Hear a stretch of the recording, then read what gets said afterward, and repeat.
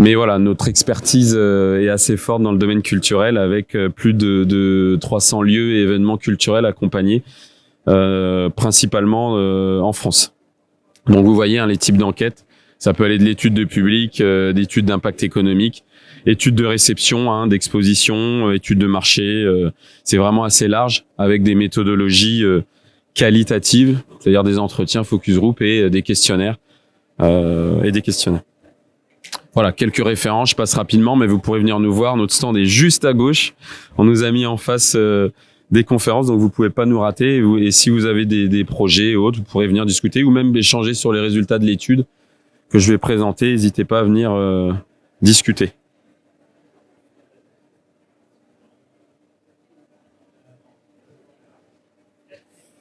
Donc je vais revenir. Alors pourquoi cette étude? On avait initié déjà depuis plusieurs années et à partir du Covid, pendant les temps de confinement, on avait commencé à faire des enquêtes parce qu'on s'ennuyait un petit peu. On n'avait plus d'études de public dans les festivals, dans les monuments et autres. Donc on s'était dit c'est intéressant aussi d'interroger les Français, les publics sur leurs pratiques, notamment numériques, qu'est-ce qu'ils font pendant le confinement. Et puis on s'est dit, il y a eu pas mal de monde à ces webinaires, et on s'est dit tiens, c'est intéressant de poursuivre, de vous mettre à disposition un peu des chiffres clés. Alors après, vous allez voir, on va présenter pas mal de thématiques. On pourrait les approfondir, mais voilà, c'est pour vous donner déjà des grandes tendances, les mettre un peu en perspective avec vos lieux, vos musées, vos événements. Et donc du coup l'année dernière, on a lancé le premier baromètre.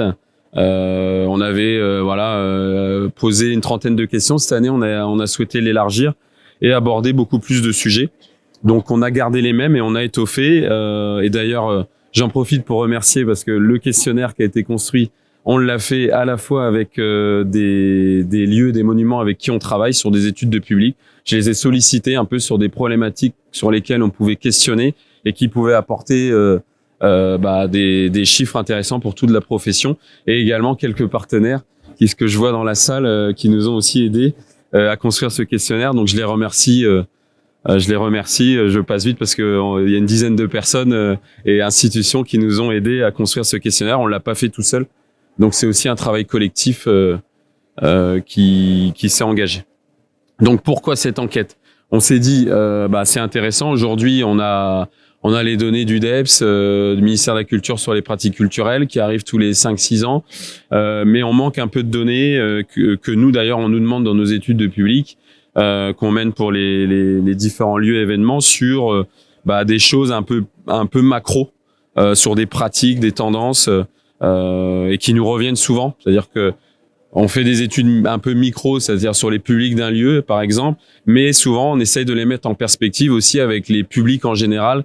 Par exemple de musées, notamment, je pense, là, vous voyez, on va faire un focus sur les expositions et expériences immersives qui se développent ces dernières années avec des expériences uniques et exclusives avec une vente derrière dédiée. Donc ça, on s'est dit, c'est intéressant de voir un peu les attentes des publics sur cette offre-là. Également, on s'est dit que c'était intéressant d'identifier les outils de médiation qui étaient utilisés en général lors des visites. Et puis, ce qu'on avait déjà fait la dernière fois, c'était continuer à observer les pratiques culturelles, à la fois sur place, in situ et en ligne, pour voir si ça a progressé depuis les périodes de confinement. Est-ce qu'elles attirent des nouveaux publics ou est-ce que ça complète la visite? Et puis, il y a un petit volet sur les modes d'information pour voir comment ça évolue, comment les Français s'informent sur leurs sorties et activités culturelles. Donc, l'enjeu, c'est vous donner un peu des grands indicateurs. Après, chacun, selon les lieux, il peut y avoir des différences, mais là, c'est des études propres à vous. Mais voilà, c'est comme ça, vous avez une vision large des pratiques et des attentes sur différents sujets pour que vous repartiez derrière avec ces grands enseignements. Donc, la méthode pour cette enquête, c'est une méthodologie assez classique. On a interrogé un panel de Français âgés de 18 ans et plus, c'est comme ça qu'on réalise toutes nos études un peu. L'échelle régionale, c'est cette méthode-là qu'on utilise. Donc, pour ceux qui connaissent, que vous pouvez voir restitué dans les médias se font avec ces méthodologies-là. Et voilà, c'est un échantillonnage à l'échelle du territoire voilà, représentatif des Français. Donc là aujourd'hui, les résultats que je vais vous présenter, je vais vous parler soit des Français, soit des publics. On est plus sur les répondants. Donc à terme, sur le 3e, 4e, 5e baromètre, j'aimerais l'élargir à plus de personnes interrogées pour pouvoir ensuite approfondir les sujets qu'on va traiter. Mais voilà, c'est une co-construction, ça demande du temps et c'est aussi un investissement de notre part parce que c'est pas lié à une commande forcément derrière. Donc je vais venir tout de suite aux résultats. Sur la partie justement sur la fréquentation des lieux, des musées, expositions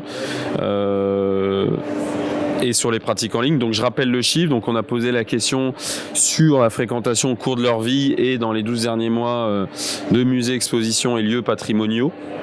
Donc vous voyez, 92% des Français ont aujourd'hui déjà visité un musée, une expo ou un lieu patrimonial au cours de leur vie. Et dans les 12 derniers mois, donc c'est-à-dire surtout en 2023, on est à 51%. Donc on retrouve les tendances que nous on a... Ah pardon, j'ai les deux en même temps parce que j'ai pas de retour, donc je clique. Excusez-moi, merci de me dire. Voilà, donc je reviens. Donc on a 92% des Français qui ont visité un musée exposition au cours de leur vie. Et donc c'est cumulé, monuments, expositions, musées, parce qu'on avait des questions propres. Et après, nous, on a fait un cumul. On a regardé qui avait fait au moins un lieu au cours de leur vie. Vous voyez, c'est du coup 92%. Et on a 8% des Français qui sont jamais allés dans un de ces lieux. Alors récemment, on est à 50%, 2023, qu'on fréquentait un lieu, et on a segmenté trois types de publics. Ceux qu'on a appelés les habitués, qui sont allés entre 1 et 3 fois en 2023, c'est un quart des Français. 4 à 7 fois, donc on appelle ça plutôt les connaisseurs, parce qu'on voit qu'on commence à être sur un public avec une fréquence plutôt forte. On est à 15%, et les passionnés, qui représentent 11% des Français aujourd'hui et qui fréquentent plus de 8 fois dans l'année un musée, une exposition ou un lieu patrimonial. Après, vous voyez, on a au-dessus 20% qui sont, on les a appelés les novices, ils viennent vraiment de temps en temps, et ils sont venus qu'une fois dans les 3 dernières années, et puis il y a plus de 3 ans, c'est 20%. Et qu'on a mis un peu avec ceux qui viennent jamais, on les a appelés les détachés. On pourra débattre sur la classification, mais voilà, c'est en gros 30% qui sont pas venus dans un lieu, dans un de vos lieux depuis plus de 3 ans. Et en moyenne, sur les 12 derniers mois, on est à peu près à 5 visites. Donc un visiteur fait 5 visites en moyenne dans les 12 derniers mois. Donc c'est des chiffres, quand on les met en parallèle avec les derniers de 2018 du ministère de la Culture, on est à peu près dans les mêmes tendances. En gros, si j'ai la répartition, c'est 37% musée, 47% monuments. Voilà, pour que vous ayez aussi un ordre de grandeur. Là, je peux pas aller dans tout le détail, on n'a qu'une heure. On restituera après des documents, on mettra en ligne un rapport plus détaillé où vous aurez ce détail qui sera rendu à disposition. Donc quand on regarde qui fréquente ces lieux, je vous ai mis un peu ce qui était segmentant, c'est assez habituel. Finalement, en rouge, c'est la part de détachés, et en bleu, c'est en gros la part de passionnés. Voilà, je vais réussir à avoir en gros en rouge du coup la part de détachés et en bleu la part de passionnés. Et là, qu'est-ce qu'on constate finalement? Un peu ce qu'on constate aussi dans nos études ad hoc qu'on fait auprès des lieux, c'est que c'est souvent les habitants des grandes villes, les catégories socio-professionnelles supérieures, c'est-à-dire les cadres, les professions intermédiaires, c'est-à-dire ceux qui ont plus de revenus, et les jeunes qui visitent le plus de musées, expositions et lieux patrimoniaux. Donc vous voyez, on est sur cet écart. Vous voyez, et plus on prend de l'âge, plus on devient détaché finalement de la culture. Et à l'inverse, plus on se rapproche des grandes villes et de la région parisienne, plus on est passionné et on fréquente les lieux culturels. Donc vous voyez, c'est ce qui est entouré en rouge. Donc ça, c'est vraiment ce qu'on retrouve nous aussi dans nos études depuis maintenant 18 ans, même à part sur des fois certains événements un peu grand public ouverts, où là on a un public plus diversifié, mais sinon dans les lieux, festivals, théâtres, musées et autres, on a les mêmes tendances.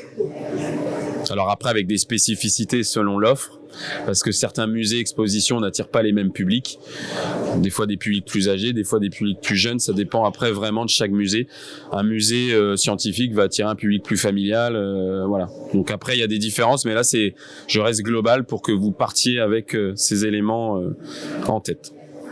Alors pourquoi on a fait aussi un focus sur ce qu'on appelait les détachés, qui est 28% des Français, n'ont-ils pas visité de musées, expos et lieux patrimoniaux dans les 3 dernières années? Donc on retrouve aussi nous des choses qu'on fait quand on fait des enquêtes habitants. C'est en premier lieu, ça les intéresse pas. Vraiment, et on retrouve plus les ouvriers et employés, vous voyez, à 66%, qui ont encore plus coché cette modalité-là, ou ceux qui n'ont jamais visité, les 8%, qui ont jamais visité les lieux. Donc voilà, ça on retrouve aussi ça dans nos études qu'on fait sur des communes, des agglos, des régions, sur les études de non public. C'est toujours cette modalité-là qui arrive, mais après il y a quand même d'autres choses. On voit que le prix peut être quand même un frein à 24%, et un peu plus d'ailleurs chez les habitants de la région parisienne. Et sinon le reste c'est vous n'avez pas eu l'occasion d'organiser une visite avec vos proches, et là on voit qu'on retrouve finalement un public potentiel, notamment de catégories à revenus plutôt élevés, qui eux, pris dans leur quotidien, c'est pas parce qu'ils ont pas envie, mais pris dans leur quotidien, on sait qu'on a des rythmes de vie, étudiants, actifs, pour certains, il y en a qui ont les enfants qui arrivent, on a moins de temps aussi disponible, et ça peut jouer sur de fréquenter moins. Alors ça veut pas dire être complètement détaché, mais d'avoir une fréquentation plus occasionnelle et beaucoup moins régulière. Et certains, sinon derrière, qui ont pas de visite ou d'exposition près de chez eux, à 13%. Voilà, j'ai pris le pli. On a souhaité aussi, on trouvait intéressant de voir, et c'est la première fois qu'on le met, on l'avait pas mesuré l'année dernière, c'était de se dire, est-ce que les Français viennent-ils dans les musées, expos et lieux patrimoniaux pour faire autre chose? On le voit depuis maintenant plus d'une dizaine d'années, la tendance est de proposer autre chose que la visite, et de venir aussi boire un verre, manger, même passer du bon temps, parce que des fois il y a des lieux, ils ont des espaces pour se détendre, même faire des événements, même des cours de yoga. Enfin voilà, on voit plein de choses quand même qui se développent, et on voulait le mesurer pour voir quel était cet indicateur-là. Aujourd'hui, 11% des Français sont déjà venus dans un musée, une expo, sans le visiter. Donc pour réaliser une autre activité. Voilà, alors c'est le début, on va essayer de le suivre dans le temps, mais c'est tout de même une personne sur 10 qui rentre. Alors c'est souvent des lieux où il y a quand même un espace un peu ouvert et gratuit avant d'aller dans l'exposition. Certains on peut pas rentrer parce qu'il y a la billetterie qui va nous bloquer dès le départ, mais voilà, en tout cas c'est intéressant, et on voit qu'il y a un intérêt surtout chez les plus jeunes et les familles, notamment les 30-44 ans, et on voit qu'après ça descend complètement, mais on va y revenir après, mais voilà, c'est plutôt les plus jeunes qui sont intéressés par ces activités annexes.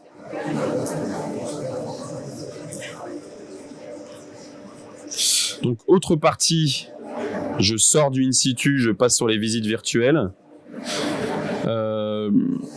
On a mesuré du coup depuis, alors c'est pas 2019, il y a une petite erreur, c'est depuis 2020, je vous le disais, depuis le confinement, les premiers confinements, on a suivi cet indicateur dans le temps, puisqu'on avait réalisé quasiment tous les ans une enquête qui mesurait ces évolutions, et on voit qu'il y a eu en fait quasiment un doublement, et je l'avais dit l'année dernière, des pratiques virtuelles. Alors c'est aller découvrir des collections en ligne, aller visiter une exposition virtuellement ou avec un guide, et on voyait que il y avait une réelle augmentation de 2020 à 2021.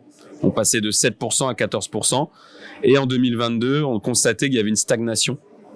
Et là, on a constaté finalement en 2023 que ça stagnait. On n'a pas eu cette évolution qui a évolué. On l'a, alors là je l'ai pas présenté, on l'a dans tout ce qui est concert live et en replay, c'est un peu plus, même beaucoup plus. Mais sur les musées expos, ça stagne en tout cas cette année. Et on voit que c'est des pratiques qui restent assez réduites. Vous le voyez, en 2023, on était en gros à 16% et 13% on fait qu'une à deux expositions ou visites virtuelles dans l'année. Donc ça reste une pratique assez réduite et pas régulière. Et ceux qui le font régulièrement, on retrouve un peu des publics de passionnés que j'évoquais tout à l'heure dans la classification. Ce sont des gens qui viennent vraiment compléter leur visite et qui vraiment qui recherchent du contenu. Donc c'est complémentaire, mais voilà, c'est à savoir. On est à 16% aujourd'hui qui ont une pratique en ligne. Alors on leur demande, à ceux qui ont ces pratiques virtuelles, ces 16%, est-ce que ça augmente ou prolonge la visite? Est-ce que ça n'a pas d'impact sur vos sorties culturelles ou est-ce que ça diminue ou remplace vos sorties culturelles? On l'avait mesuré en 2023. En 2022, pardon. Et là aussi, ce qu'on constate finalement, ça a majoritairement peu d'impact sur la sortie. Ça n'a peu d'impact sur la sortie. Merci de me prévenir. Et c'est ce qu'on constatait, parce qu'on avait peur finalement, quand on est sorti des confinements, que finalement qu'on perde après sur la visite in situ. Il y avait un peu ce stress qui était auprès de nos clients. Et au final, on voit que ça a peu d'impact. Il y a eu beaucoup de retours in situ. On l'a vu d'ailleurs dans les données de fréquentation de 2022 et en 2023 aussi. Et on l'avait vu que les intentions de visite allaient être assez fortes. Et donc là, c'est intéressant. On voit que finalement, globalement, ça a peu d'impact. Et même chez certains, ça augmente ou prolonge la visite à 24%. Donc c'est légèrement en baisse, mais bon, au vu de l'échantillon qu'on a interrogé, on peut dire que c'est quasiment similaire.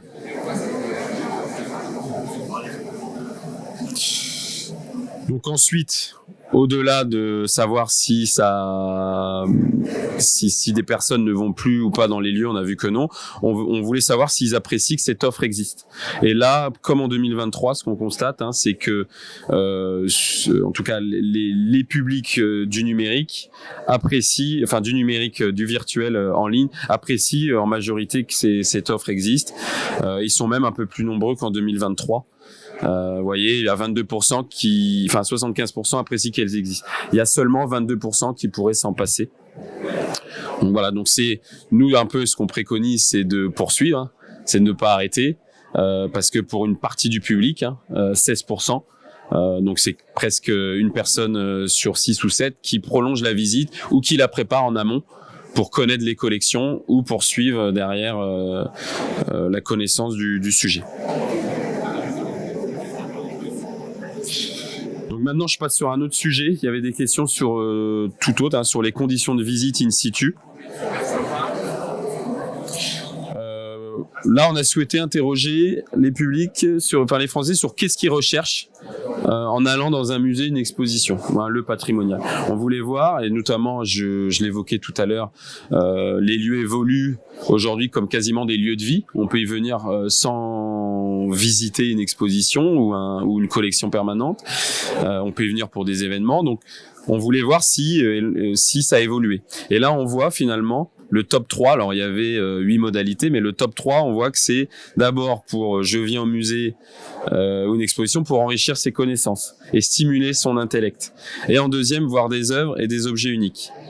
Et on voit qu'en troisième, on vient se détendre, se déconnecter du quotidien. Donc là, c'est intéressant, finalement, le musée un peu futur restera quand même le musée un peu d'aujourd'hui, où la clé d'entrée reste les collections et les œuvres qu'on présente et vraiment enrichir ses connaissances.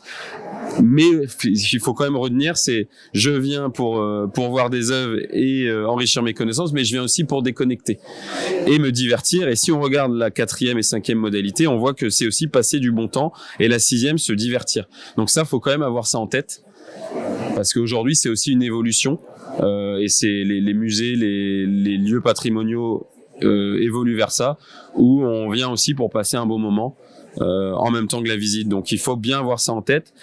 Alors quand on regarde un peu, on a un peu des différences, c'est-à-dire les seniors, les plus de 60 ans viennent encore beaucoup pour les œuvres et les collections, alors que les jeunes viennent davantage, en plus des collections, pour passer un beau moment et se divertir. Et on l'a vu, c'est eux qui sont plus ouverts aussi à venir pour d'ailleurs ne pas visiter, participer à des événements ou autres.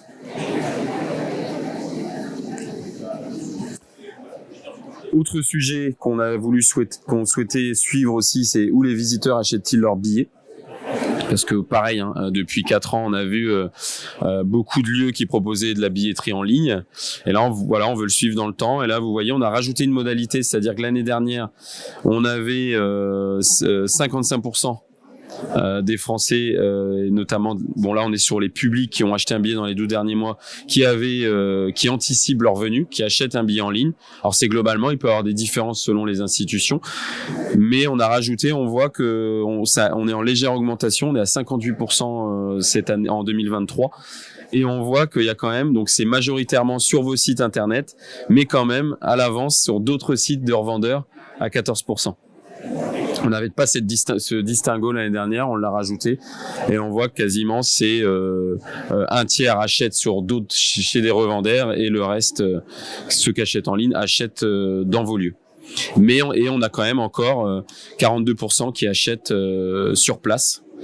Et on voit, là encore, on retrouve nos seniors qui restent sur des habitudes classiques et qui, eux, viennent plus sur place acheter leurs billets. Les passionnés, eux, anticipent. C'est eux qui anticipent beaucoup plus et qui prennent leurs billets à l'avance. Après, on a regardé ceux qui achètent à l'avance les billets. Quand est-ce qu'ils le font? Est-ce qu'ils anticipent vraiment ou pas? Là, on a deux types de public finalement chez les acheteurs en ligne. On a le public qui achète le jour même, donc c'est juste qu'ils anticipent, ils ont leur billet, ils se disent que c'est coupe-fil. Je prévois avant, notamment certains seniors et les passionnés, ils l'achètent vraiment le jour même ou la veille. Et une autre partie qui est un peu en augmentation par rapport à 2022, qui anticipe leur achat quelques jours, voire plusieurs semaines à l'avance. Et c'est quasiment 37% des acheteurs. Donc, et on voit que chez les franciliens, eux ont des habitudes d'anticipation et d'achat beaucoup plus importants dans leurs activités sorties culturelles. C'est quasiment 50% des acheteurs en ligne et à l'avance. Donc ça, c'est intéressant. Ça montre que il faut anticiper. Je parlais des visites virtuelles, du contenu que vous mettez en ligne. On voit aussi que ça va aussi avec l'évolution des achats, de l'anticipation. Donc vous pouvez beaucoup plus communiquer aujourd'hui avec vos publics pour leur amener de l'information, pour communiquer auprès d'eux, pour qu'ils préparent leur visite, qu'ils préparent leur parcours, etc. Je regarde l'heure quand même. Donc là, je change autre sujet. Avec qui les visiteurs aujourd'hui viennent-ils dans les monuments? Aujourd'hui, on l'avait fait en 2022. Aujourd'hui, 50% viennent en couple, un tiers viennent avec des enfants et 1 sur 10 viennent seuls. Donc ça bouge un petit peu. Il y a un petit peu de baisse de visite avec des enfants. Là, pareil, il y a des différences selon vos lieux.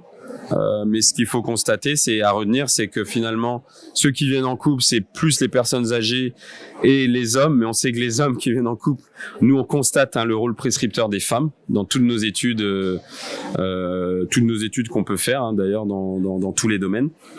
Après, on a 13% qui viennent seuls, et là on retrouve beaucoup les passionnés et un peu plus les franciliens. Et puis après, les jeunes, eux, qui viennent entre amis assez logiquement, et les seniors qu'on retrouve un peu sur des groupes organisés. Voilà.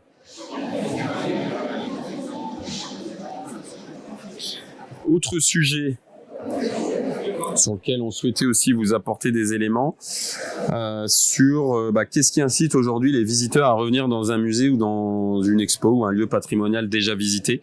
Là, on voit que finalement, ce qui est moteur, ça reste les expositions temporaires. C'est l'élément incitatif à la revisite d'un musée, assez loin de... En tout cas en première citation. Et après, qu'est-ce qui sort? C'est revenir pour faire découvrir le musée à ses proches ou faire une sortie en famille.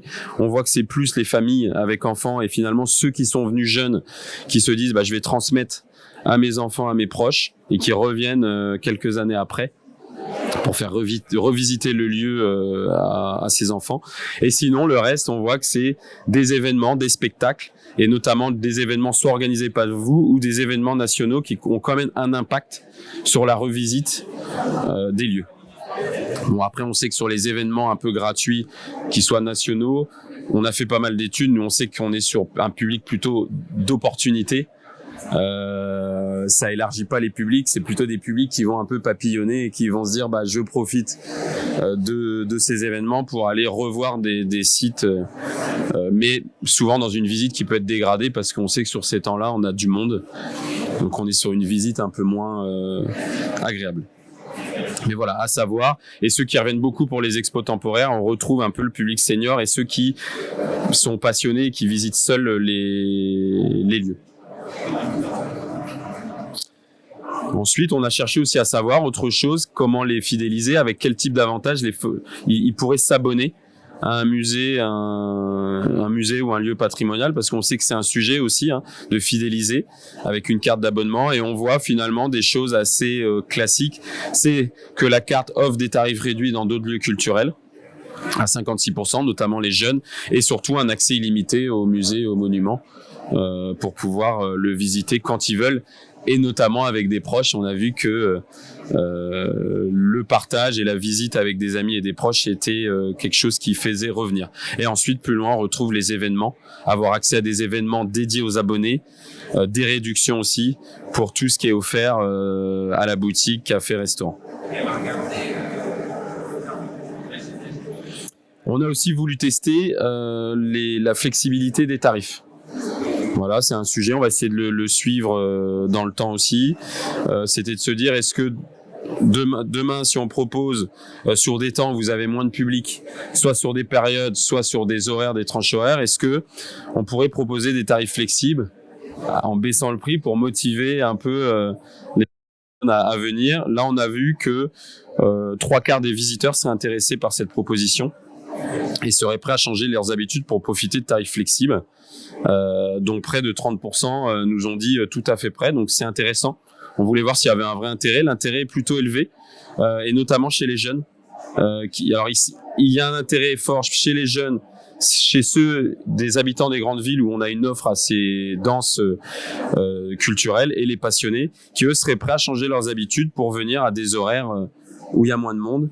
Voilà, donc c'est un chiffre. Alors, est-ce que si on met en place des dispositifs, est-ce que ça se mettrait en réalité? Voilà, ça dépend comment on le met en place, mais voilà, c'est à l'avoir en tête en tout cas. Je continue, autre partie, je vais passer sur la communication. Comment les Français s'informent-ils sur leur sortie activité culturelle? Donc là, pareil, c'est un indicateur qu'on suit depuis l'année dernière. Qu'est-ce qu'on constate finalement? Ça reste le numérique qui est le premier vecteur d'information. Dans le numérique, je vais le détailler après, c'est les réseaux sociaux et Internet. Et on voit que c'est surtout les jeunes qui utilisent ce support-là pour s'informer. Derrière, on a l'affichage dans la rue, dans les commerces, qui arrive beaucoup plus loin. Et ensuite, le bouche à oreille qui reste encore un vecteur important. Et après, on a la presse, les journaux et vos programmes. On voit que la presse et les journaux sont plus utilisés par les seniors et ceux qui sont un peu utilisés par les outils traditionnels, et c'est ce qu'on voit dans nos études de public. Le bouche à oreille fonctionne très bien et encore plus chez les jeunes, et l'affichage fonctionne dans les grandes villes et les métropoles. Et voilà. Et là, on voit finalement qu'on est sur une augmentation du numérique par rapport à 2022. Donc, quand je creuse sur Internet, c'est 47% des Français. Finalement, sur Internet, c'est surtout les agendas culturels en premier, les lieux, salles de spectacle et musées, et ensuite les agendas des communes sur lesquels ils s'informent. Et là, on a mis des flèches en augmentation, en diminution, mais c'est assez proche. Mais voilà, c'est ces trois outils qui sont utilisés pour s'informer sur Internet, hors réseaux sociaux. Et ensuite, sur les réseaux sociaux, c'est 44%. Donc, vous voyez, il y a les deux. 47% Internet, 47% les réseaux sociaux. Et sur les réseaux sociaux, on a en premier Facebook, Instagram, avec une augmentation d'Instagram depuis plusieurs années qui commence à rattraper Facebook, mais ce sont les deux principaux outils. TikTok, là, apparaît pas, est quand même en retrait encore. Et on voit que c'est surtout s'informer par des proches. C'est les proches qui partagent. On vous a mis un petit tips à côté qui est sur une enquête. On voit 95% des publics prennent des photos dans leur sortie culturelle et 61% les partagent. Donc aujourd'hui, nous on dit que finalement les publics, ce sont vos ambassadeurs. et on voit que c'est des ambassadeurs et ça se retrouve après sur les réseaux sociaux puisque c'est le premier vecteur d'information, les proches sur les réseaux sociaux, donc on peut aussi se baser sur eux pour diffuser l'information. Et après, vous voyez beaucoup plus loin, c'est vous ce que vous diffusez sur vos lieux, sur vos sites, par les structures institutionnelles et plus loin par les artistes et les influenceurs. Bon, je vais assez vite, mais... Donc maintenant, je vais venir sur les outils de médiation. Donc, quel outil de médiation les visiteurs utilisent-ils ? Donc ça, c'est des choses qu'on mesure dans nos études classiques. Donc là, voilà, on voulait vous les présenter aussi à l'échelle nationale pour voir comment ça évolue avec aussi l'arrivée du numérique et maintenant des expos immersives. Donc, qu'est-ce qu'on voit ? C'est qu'aujourd'hui, finalement, la médiation classique reste aujourd'hui les choses assez attendues par les visiteurs. On voit finalement les textes sur les murs, c'est-à-dire les cartels, les étiquettes cartels aussi situées près des œuvres, c'est quasiment utilisé systématiquement et de loin. Ah, pardon. Merci. Excusez-moi. C'est utilisé donc de loin, là, les deux premiers que je vous montre au-dessus, ça reste les outils classiques qui sont intégrés finalement dans le parcours de visite. Et on voit que c'est utilisé beaucoup par les passionnés et les habitués. Ensuite, on voit encore que c'est le plan de visite et le livret de visite qui fonctionnent beaucoup et qui est utilisé quasiment systématiquement. Et on voit que le plan est utilisé plus sur une visite avec enfant. Et après, on a le livret forcément visite avec enfant qui est utilisé moindre. Et ceux qui l'utilisent, c'est beaucoup plus des visiteurs, alors avec enfants de 5 à 12 ans. Ensuite, je continue. Là, je rentre sur les outils numériques. On voit que finalement, les écrans tactiles aussi, donc ce qui est proposé et intégré dans le parcours, reste aussi de la médiation qui est utilisée assez souvent. 51% l'utilisent systématiquement quand c'est proposé. Et aussi les jeux, les éléments sensoriels, les choses à toucher, à sentir, qui sont aussi pas mal utilisés, et notamment ceux qui sont visites avec enfants, de jeunes enfants, et plus par les jeunes. Et ensuite, on a les audio-guides et les outils via smartphone qui sont proposés.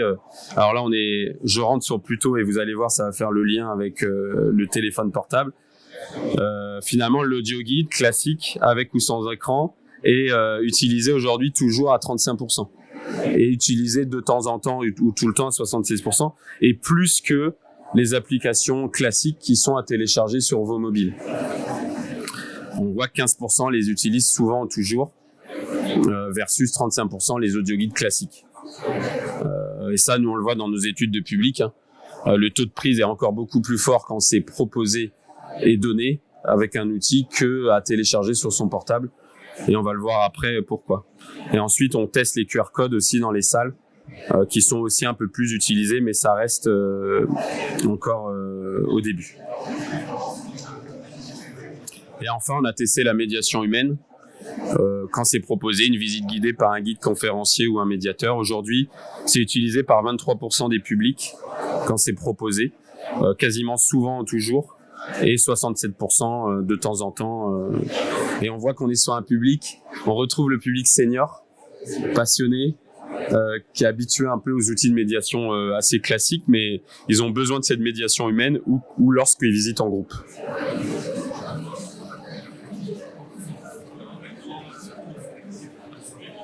Alors là, on a essayé de se dire, est-ce que demain, les publics préfèrent utiliser finalement leur smartphone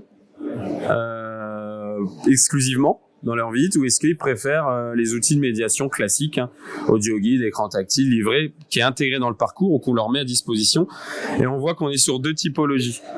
Aujourd'hui, on a 38% des publics qui préfèrent ce qui est proposé et intégré à la visite, ou donné via un outil audio guide. Et on a quand même 35% qui préfèrent utiliser leur smartphone en complément des outils d'aide à la visite. Mais c'est les deux. Donc ça, c'est intéressant parce que exclusivement, ceux qui préfèrent utiliser uniquement leur smartphone, on n'est qu'à 7%. Donc finalement, ce qu'on constate, c'est que aujourd'hui, il faut proposer les deux. Les deux sont complémentaires. On a le public classique qui veut des choses intégrées et d'autres qui veulent pouvoir avoir la possibilité soit d'utiliser leur smartphone, soit d'avoir la médiation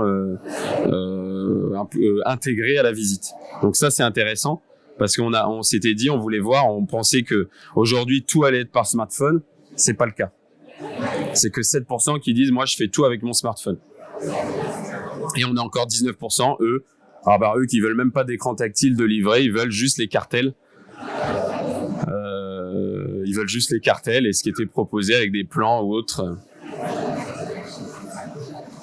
Alors après, juste aussi un chiffre intéressant, c'est que aussi la plupart considèrent que les audioguides, les applications mobiles, tout ce qui est proposé s'adresse à tout le monde et pas forcément à des technophiles. Donc, on a demandé pourquoi ces préférences. Finalement, nous, on retrouve ça aussi dans nos études de public. C'est que ceux qui ne veulent pas utiliser leur smartphone, c'est ceux qui veulent se déconnecter. Notamment ceux qui visitent avec enfants, certains passionnés. Ils veulent pas utiliser leur smartphone, ils veulent garder leur smartphone pour prendre, tout à l'heure, je vous ai dit, des photos, pour pouvoir faire du partage, pour garder sa batterie. Et on le voit ici, hein, ils veulent pas utiliser le smartphone pour favoriser la concentration, pour la qualité aussi sonore qui est proposée dans les audioguides, par exemple, classiques. Par simplicité aussi, pour préserver, ce que je vous l'ai dit, l'autonomie et l'espace de stockage. Et voilà, donc aujourd'hui, le téléphone aujourd'hui sert à tout. Dans le loisir, on prend des photos, on fait plein de choses avec. On peut même partager ce qu'on fait sur les messageries instantanées, sur les réseaux sociaux.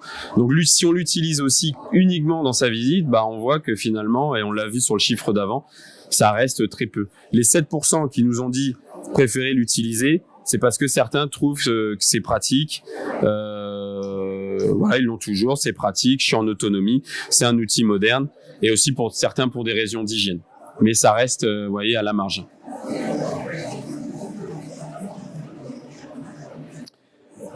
Après, du coup, on leur a dit, est-ce qu'à l'avenir, vous souhaitez plus ou moins d'outils numériques proposés? Donc là, je parle pas des expos immersives. Et on voit que finalement, les 2/3 veulent ni plus ni moins qu'actuellement. Ils sont contents de ce qui est proposé, ça leur va. Mais quand même, alors c'est les 2/3, et on voit que encore les seniors ne veulent pas que ça pousse vers le tout numérique. Mais on a quand même un quart qui souhaitait davantage de numérique, notamment ceux qui utilisent leur smartphone, les jeunes, et aussi ceux qui viennent accompagnés d'enfants, qui veulent qu'on leur propose des choses, alors pas forcément sur smartphone, mais intégrées à la visite avec des choses, je vous l'ai dit tout à l'heure, des jeux, des éléments sensoriels, d'autres offres qui peuvent être numériques, qui peuvent apporter ce côté un peu ludique dans le parcours. Maintenant, je passe sur un focus sur les expositions numériques immersives. Donc, on leur a posé, on leur a présenté, hein. On leur a dit voilà ce qu'on entend par expo immersive, notamment l'atelier des lumières qui est souvent mis en avant, et d'autres. On leur a montré ce que c'était. Certains connaissent, d'autres connaissent pas. On a bien fait la différence avec ce qui était intégré à un parcours de visite, et donc on leur a demandé de se positionner par rapport à ça. Donc on leur a demandé de se positionner sur 3 critères, c'est est-ce qu'ils sont intéressés par ça, est-ce qu'elles peuvent être intéressantes en complément d'œuvres matérielles, ou est-ce que elles m'intéressent exclusivement qu'on me fasse une œuvre uniquement numérique immersive. Et on voit que finalement on est sur une majorité qui trouve que les expériences immersives sont intéressantes, mais que si c'est en complément d'œuvres matérielles. Aujourd'hui, ne proposer que ça et dans un lieu dédié, pour l'instant, ça reste à la marge. C'est que 10% aujourd'hui qui disent être intéressés par ce type d'offre. Ils sont plutôt intéressés par cette offre si c'est proposé par un musée ou un lieu patrimonial, même si c'est une offre dédiée ou un produit culturel proposé. Mais voilà, et on en discutera après. Mais il y a quand même aussi 37% qui ne sont pas intéressés. Donc voilà, c'est pour poser un peu les bases sur ce type d'offre. Et seulement 9% aujourd'hui des Français ont déjà visité une expo immersive payante dans un lieu dédié ou dans un nouveau lieu. Et on voit que c'est surtout les passionnés qui ont fait le test. Les franciliens un peu plus, mais peut-être qu'aussi à Paris, il y a une offre immersive un peu plus dense. Alors ces 9%, ça peut paraître faible, mais on n'est qu'au début aussi. Donc voilà, c'est un chiffre qu'on va évaluer dans le temps. Et les lieux qu'on a évoqués, ce qui ressort, c'est l'atelier des Lumières, la Villette, au Muséum aussi, qui a une offre qui a pu être testée. Donc pour l'instant, on est au début et on voit que c'est plutôt des œuvres et des expos immersifs qui seraient proposés par des lieux culturels. J'ai encore raté. Donc, on leur a demandé, est-ce que vous seriez intéressé par ce type de visite payante? Là, on voit que l'intérêt pour l'instant est encore relatif. On a deux types de populations. On a 50% qui nous disent non. Bon, forcément, ceux qui ont moins de pratique ont un peu plus de mal à se projeter. Et par contre, ceux qui sont intéressés, prêts à payer, c'est que 11%. Et on est plutôt les jeunes et les passionnés. Alors après, on a essayé de voir est-ce que ce type d'exposition, pour voir qu'il se positionne, est-ce qu'il pense que ça émerveille les visiteurs, est-ce que ça favorise l'apprentissage, est-ce que ça donne envie de venir, est-ce que c'est rassembleur aussi lorsque je fais ces visites seul ou avec des proches, ou est-ce que ça isole? Finalement, qu'est-ce qu'on constate? C'est que certains nous disent que ça peut susciter l'émerveillement, c'est innovant, c'est intéressant, mais bon, ça reste que une perception qui reste plutôt relative pour nous, parce que nous, on regarde le tout à fait, c'est ça qui nous intéresse. Aujourd'hui, on n'est qu'à 20%. Et on voit que c'est plutôt une perception plutôt favorable encore chez les jeunes, les passionnés, hein, et ceux qui sont intéressés par ce type d'expo. Mais aussi à regarder, on voit, et là c'est le plus fort, c'est que pour des personnes trouvent que ils pensent qu'ils vont être isolés. C'est un type d'expo qui isole, et notamment ceux qui ont l'habitude d'aller à des expos et ceux qui sont moins intéressés par ces expos-là. Ils ont peur d'être isolés complètement, et on a vu que finalement la visite dans des lieux, hein, je le rappelle, hein, on vient pour se déconnecter, être ensemble, partager. Et ils ont peur que ce type d'expo finalement isole. Par contre, à qui elle est destinée? Ils pensent que ce type d'expo est destiné à tout le monde, pour certains, mais d'autres pensent que c'est destiné aux jeunes ou ceux qui sont à l'aise avec la technologie.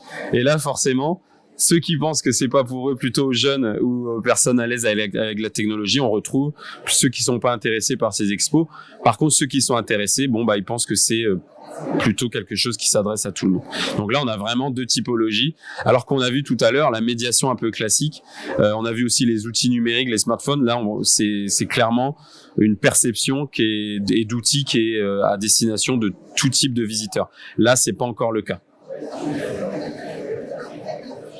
Et j'en ai fini avec, j'espère ne pas avoir été trop long et vous avoir donné trop de chiffres. C'est l'intention de visite pour 2024. Hein. Et on voit que finalement, comment on va se projeter cette année pour vos lieux. Près de la moitié aujourd'hui pensent se rendre autant dans des musées que l'année dernière. Et près de 3 Français, même un peu plus souvent qu'en 2023. Bon, il y en a une partie qui savent pas, donc c'est intéressant. Donc je pense que l'année va être bonne. On va retrouver pas mal de public et de visiteurs dans vos lieux, et comme on l'avait constaté l'année dernière, et ça s'est vérifié dans les chiffres, donc une intention de visite des lieux similaire, voire supérieure. Donc j'en ai fini. Voilà, il nous reste un quart d'heure, donc je suis à peu près dans les temps. On pourrait aller beaucoup plus loin, comme je vous l'ai dit, elle peut être étoffée cette étude. On a d'autres chiffres nous, mais voilà, j'ai pas le temps. Il nous faudrait 2-3 heures pour aller après creuser des choses. Et je laisse la parole du coup à nos intervenants qui vont réagir face à ces résultats. Donc Alexandra, je te laisse démarrer et débuter.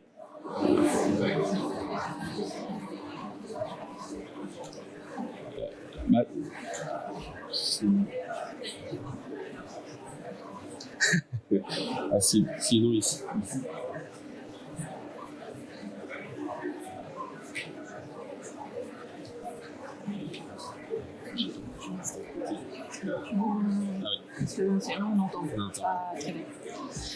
Est-ce que vous m'entendez là? Ok.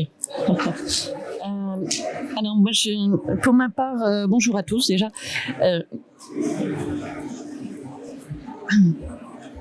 Donc, je souhaitais réagir en fait sur quelques slides en fait de cette présentation, notamment celle qui parlait des visites virtuelles. Bon, ça fait quand même, je pense, un certain bout de temps maintenant qu'on sait tous que les visites virtuelles ont plutôt tendance effectivement à ne jamais remplacer une visite en vrai, mais plutôt à inciter ou à approfondir en fait inciter une visite ou sinon à approfondir une visite. Et par rapport du coup à la période qui était proposée, je sais pas, on peut du coup revoir la slide. C'est celle-ci, voilà, merci. Donc du coup par rapport à la période qui était proposée après 2020, donc je pense qu'on a tous vécu ça en tant que professionnels de la culture, c'est-à-dire une consommation entre guillemets accrue des contenus culturels sur du coup la vie numérique en fait de nos lieux culturels, dont les visites virtuelles. Et de notre côté, nous on a souhaité en fait poursuivre ça par la mise en place après de ce qu'on a appelé les visites guidées à distance, puisque au Centre des Monuments Nationaux, la médiation humaine et donc la visite commentée, c'est vraiment une particularité. On estime chez nous que c'est une richesse. Donc en fait, on souhaitait développer aussi ce qu'on appelle donc les visites guidées à distance. Donc c'est un format mixte, hybride, si on veut. Donc on fait une visite donc d'un de nos monuments. Bon, après le médium, c'est soit en live stream ou soit à travers une visite en 360. Je vais pas développer là-dessus, mais en tous les cas, on a à chaque fois du coup un guide qui est là pour faire en fait la visite et du coup qui peut interagir aussi donc avec le public virtuel. Et ça donc c'est quelque chose qu'on a développé donc effectivement après le Covid. Alors c'est pas forcément un outil qu'on a pu développer pour le grand public, j'ai envie de dire, puisque comme on l'a vu en fait, plutôt les passionnés et tous nos publics sont plutôt revenus en vrai, ce qui était très très bien.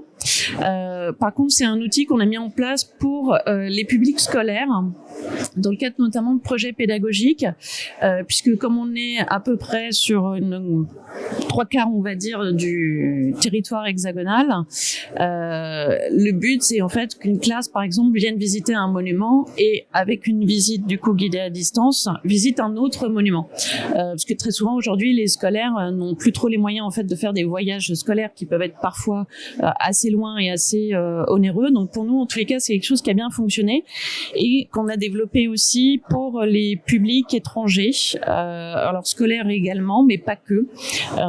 Et je dirais que ça fonctionne plutôt pas trop mal. Voilà. Le deuxième point, c'était voilà, sur les outils, merci, sur les outils de médiation. Donc, je trouvais ça intéressant puisque on a eu beaucoup cette discussion-là à un moment donné, que du coup, effectivement, le numérique allait remplacer un certain nombre, on va dire, d'outils de médiation un petit peu traditionnels. Or, ce qu'on s'est tous rendu compte, c'est que le premier besoin du visiteur, une fois qu'il a passé en fait la billetterie, le vestiaire, etc., c'est un besoin en fait de se repérer. Donc pour ça, il y a deux choses, puisque bon, nos lieux culturels sont pas des labyrinthes non plus. Donc ce besoin d'avoir le plan guide à la main, par exemple, c'est surtout, on a vu, pour ne pas rater en fait quelque chose, ne pas rater en gros les chefs-d'œuvre qui sont à voir. Mais c'est un besoin du coup de se repérer. De la même façon, les panneaux de salle, les cartels, etc. Et j'aime bien le label, la dénomination étiquette. Je trouve ça assez intéressant. Du coup, et c'est le premier quand n'importe qui rentre dans une salle, pas que nous professionnels de la culture, mais n'importe qui rentre dans une salle, quand on voit un panneau de salle, les gens se dirigent tout de suite en fait dessus, parce qu'ils savent qu'il faut commencer en gros par là. C'est le premier point d'accroche. Donc il y a vraiment ce besoin en fait de se repérer dans l'espace et dans nos lieux culturels. Je trouve qu'il ressort en fait dans ces chiffres-là. Et si on peut avancer, voilà. Donc les outils numériques intégrés dans le parcours de visite, là je pense qu'aujourd'hui ça c'est devenu, j'ai envie de dire, classique, et c'est rentré comme un outil effectivement de médiation traditionnelle. Et pour les audioguides et les smartphones, ça aussi c'est une tendance.